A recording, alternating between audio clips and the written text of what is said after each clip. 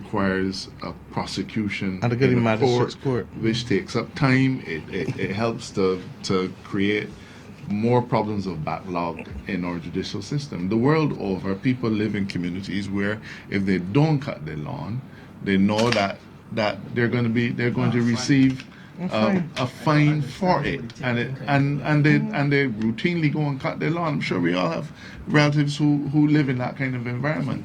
And we go to Toronto, and we go to the States, and we go to Europe, and we do it. Yeah, but it reduces the administrative backlog. It takes pressure off the court system. It takes pressure off our police, off our public servants. We have public health inspectors. They can make the assessment, issue you with a ticket, and you would only trigger a criminal proceeding in the event that your behavior is so contemptuous of authority that over a period of time you simply refuse to do it. In addition to that, we're also going to be looking seriously at making those kinds of penalties charges on your land. In the same way that if you don't pay your water bill, it'll be a charge on your land. If you don't pay your land tax, it'll be a charge on your land. We're not interested in criminalizing people. We just want to motivate them towards reasonable conduct for their own benefit and for the benefit of society at large. To be a good Bajan citizen, because we gotta live out here. We hope never to have to levy a penalty on anybody. That's the point. We're not just going into regathering 2020. We're trying to encourage people to change the way in which they behave. Mm-hmm. These references to the law will always be the last resort. I have a couple questions. Yes, ma'am. Y'all may have to speak loudly because, Roy, we really need to make sure that we have mic for those who are being streamed. Yeah. That we will get your approval on, and we'll get everything else. Thank you. Prime Minister, when you spoke up, you said that we have to change the way we build.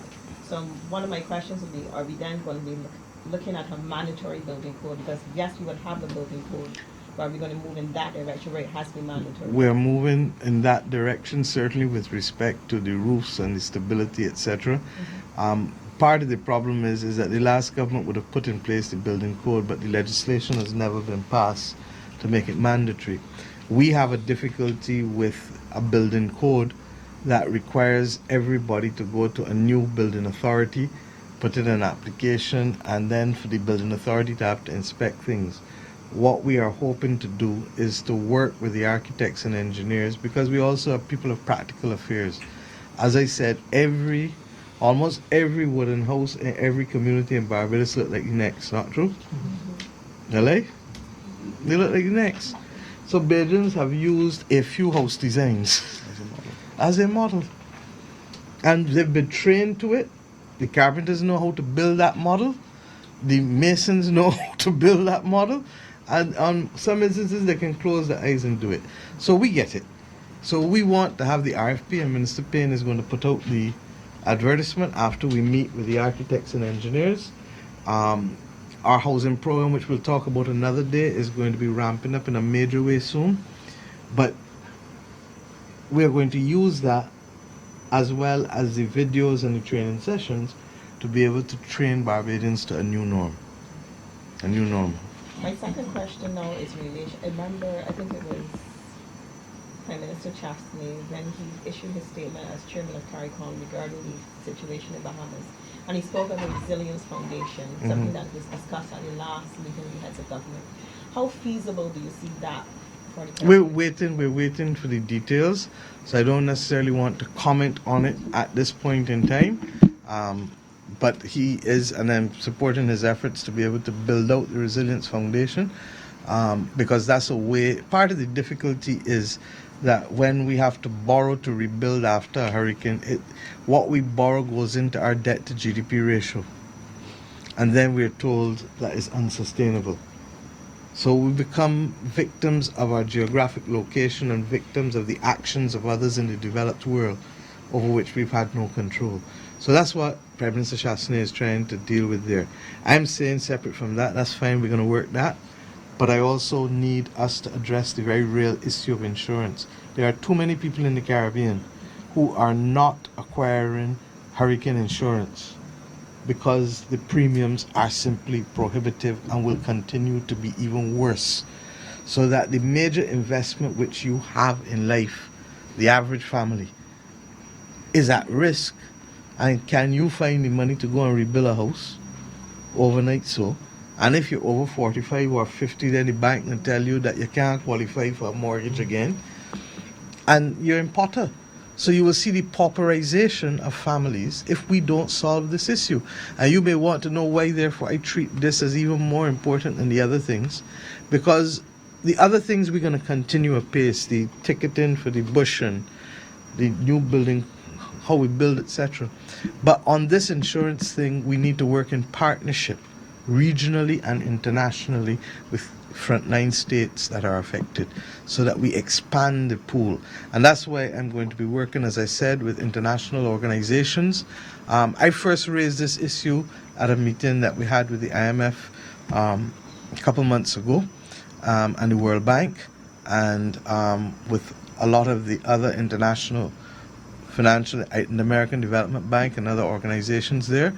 But I'm satisfied that it can no longer be an issue that we talk about in conferences or in tangentially in meetings, and that we need to have a specific engagement, and that's why I call it a colloquium, where we discuss this, and out of this comes a series of policy measures and things that can be executed to make insurance more affordable, ultimately against the risk, the increased risk that we're facing, and to be able to allow us to save more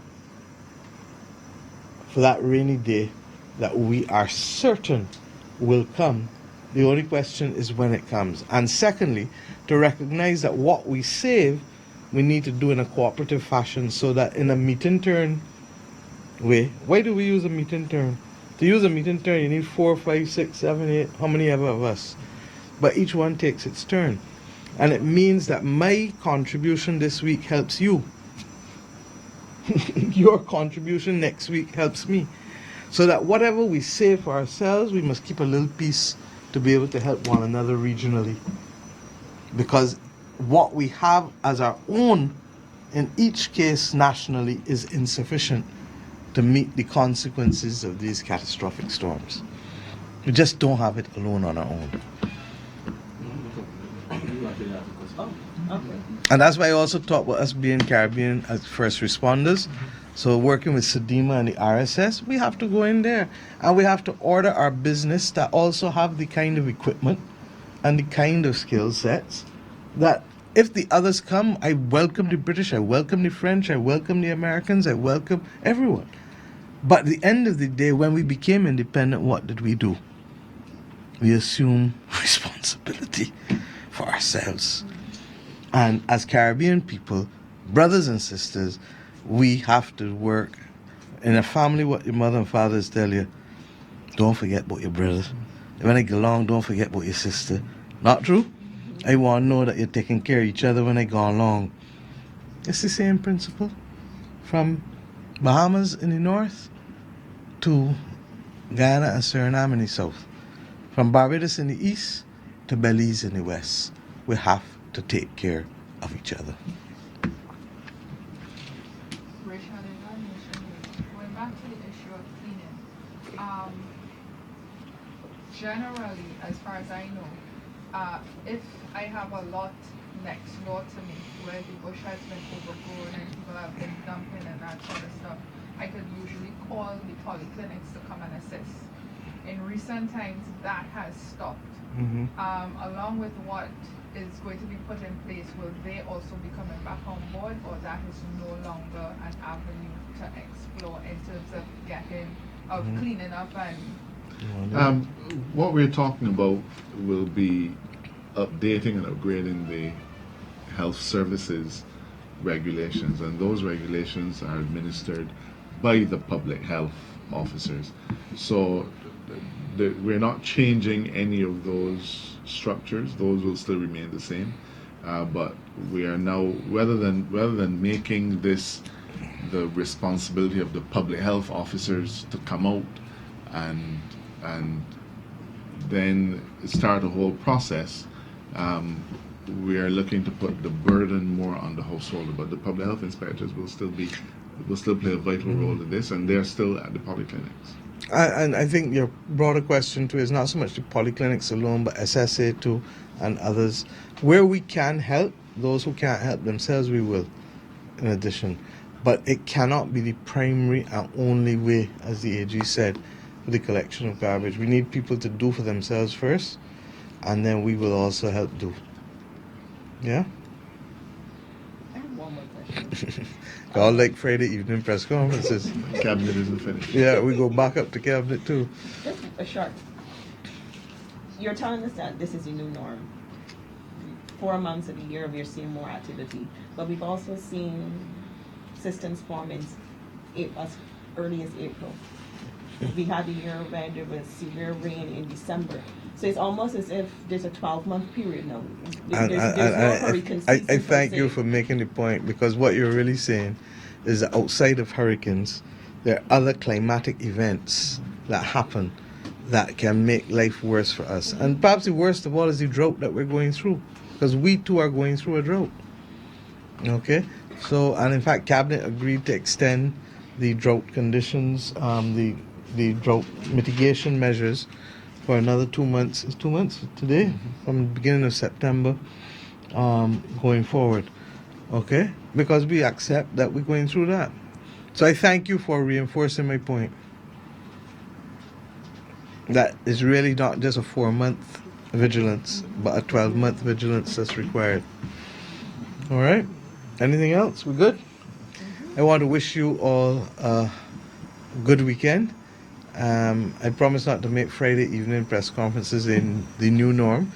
But on this occasion, I think you and all of us agree that the visit yesterday was virtually mandatory on our part. And we end by saying that I want Barbadians to sleep for the next 2 nights and to think how best we can reflect our support while at the same time giving thanks for our blessings not to have been more seriously affected.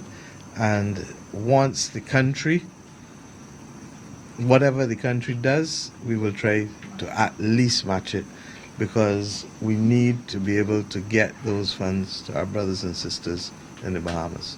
Okay, thank you very much.